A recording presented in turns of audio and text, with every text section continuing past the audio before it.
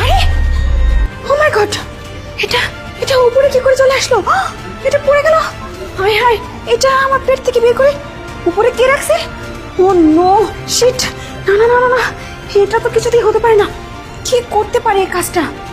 হায় হায়, কেউ যদি দেখে ফেলতো তো সর্বনাশ হয়ে যেত।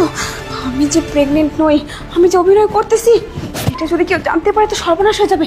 এই সময় যদি আমার স্বামী চলে আসতো, যদি দেখে ফেলতো তাহলে কি হতো? আর আমার স্বামী যদি দেখে ফেলে, এখন আবার কে আসলো? কে আসলো এখন আবার?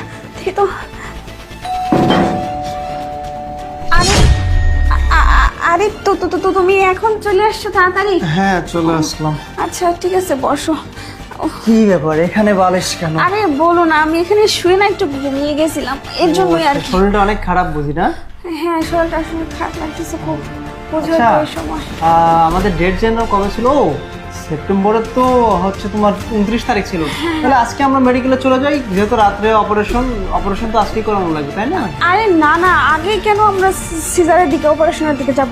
আগে দেখি ব্যথা আসে কিনা বা কোনো কিছু লক্ষণ, তারপর না হয় তাই যাই না, না। আগেই করে ফেলি, কারণ ওটা ভালো লাগে না, সেটা একটা অকারণ ঘটে গেলে না বিপদ হয়ে যাবে। না না, চলো, আমরা ডক্টরের কাছে যাই। চলো কিছু এখনই হবে। যাই, চলো আরে চলো, চলো। দাঁড়াও, তুমি এত ব্যস্ত কেন হচ্ছ?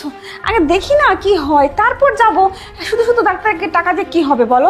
আগে দেখি কি ঘটনাটা ঘটে তারপর। হ্যাঁ, তা ঠিকই বলেছো। আসলে যত দেরি করবো তত তো লাভ, তাই না? আর অপারেশন করতে গেলে যদি আমার বাচ্চার বদলে বাটি কিংবা কাপড় চোপড় বের হয়ে আসে পেট থেকে, তখন তো আমার বিষয়টা কেমন হবে। কি বলতেছো তুমি? বাচ্চার বদলে কাপড় চোপড় মানে এটা কি? এই তোমার সাথে পাগল হয়ে গেছো? পেট থেকে কি বাচ্চার বদলে কাপড় চোপড় বের হয় নাকি? বাচ্চাই তো বের হয়। তুমি আসলে পাগল হয়ে গেছো, হ্যাঁ। বুঝছো? তুমি কি বলছো? পাগল হয়ে গেছে।